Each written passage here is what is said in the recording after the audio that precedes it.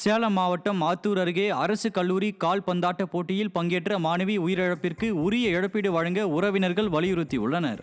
அரசு கலை கல்லூரியில் முதலாம் ஆண்டு கணினி அறிவியல் பயின்று வந்த மாணவி திவ்ய தர்ஷினி கால்பந்தாட்டம் ஆடும்போது மயங்கி விழுந்த நிலையில் சிகிச்சை பலனின்றி இறந்தார். இந்நிலையில் கல்லூரியில் உடற்கல்வி ஆசிரியர் இல்லாமலும் முதலுதவி பெட்டி கூட இல்லாமலும் போட்டி நடைபெற்றதாக மாணவர்கள் சாடினர். இதேபோல் மாணவி உயிரிழப்பு தொடர்பாக தங்களுக்கு தாமதமாக தகவல் தெரிவித்ததாகவும் உரிய இழப்பீடு வழங்கவில்லை எனில் உடலை வாங்க மாட்டோம் எனவும் அவரது தாய் ஆவேசமாக தெரிவித்தார்.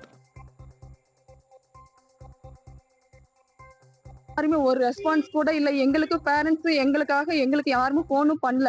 ஒரே ஒரு பொண்ணு மட்டும் போன் பண்ணி சொன்னாங்க, அவ்வளவுதான். அதுக்கப்புறமா தான் 1 hour கழிச்சு வார்டன் எங்களுக்கு கால் பண்ணி சொன்னாங்க. இந்த மாதிரி என்ன சொன்னாங்கன்னா, ஹாஸ்பிட்டல்ல சேர்த்திருக்கோம், நீங்க வாங்க அப்படின்னு சொன்னாங்க. ஆத்தூர் GHல சேர்த்திருக்கோம், நீங்க வாங்க அப்படின்னு சொன்னாங்க. திரும்ப இன்னும் கொஞ்ச நேரம் கழிச்சு நாங்க சேலம் ஹாஸ்பிட்டல்ல சேர்த்திருக்கோம், நீங்க வாங்க அப்படின்னு சொல்லிட்டு சொன்னாங்க.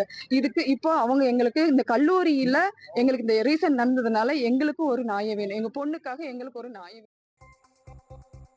கடலூர் மாவட்டம் புவனகிரி அருகே சீயப்பாடி கிராமத்தில் குடியிருப்பு பகுதியில் உள்ள மின்மாற்றி கம்பங்கள் சேதமடைந்துள்ளதாக அப்பகுதி மக்கள் குற்றம் சாட்டியுள்ளனர். சீயப்பாடி கிராமத்தில் கோயில் மற்றும் குடியிருப்பு பகுதியில் உள்ள 2 மின்மாற்றியை தாங்கி நிற்கும் மின்கம்பங்கள் சேதமடைந்து இடிந்து விழும் நிலையில் உள்ளது. இதுகுறித்து பலமுறை புகார் அளித்தும் விடியாத திமுக அரசின் மின்துறை அதிகாரிகள் எந்த நடவடிக்கையும் எடுக்காமல் அலட்சியத்துடன் செயல்படுவதாக மக்கள் குற்றம் சாட்டியுள்ளனர். விடியாத திமுக அரசின் அதிகாரிகளின் அலட்சியத்தால் பொதுமக்களின் பாதுகாப்பு கேள்விக்குறியாகியுள்ளதாக மக்கள் வேதனை தெரிவித்துள்ளனர். கடலூர் மாவட்டம் பன்ருட்டி அருகே மரத்தின் மீது மோதி தனியார் பேருந்து விபத்திற்குள்ளானதில் ஓட்டுநர் உட்பட 20க்கும் மேற்பட்டோர் படுகாயமடைந்தனர்.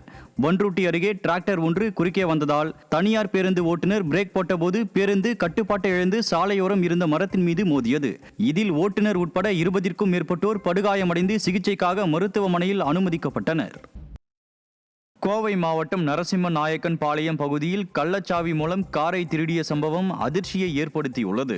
கார் ஒர்க் ஷாப் நடத்தி வரும் ஜெயக்குமார் என்பவரின் வீட்டு வாசலில் நிறுத்தப்பட்டிருந்த காரை அடையாளம் தெரியாத நபர்கள் கள்ளச்சாவியை கொண்டு திருடி சென்ற நிலையில் CCTV காட்சி அடிப்படையில் புகார் அளிக்கப்பட்டது.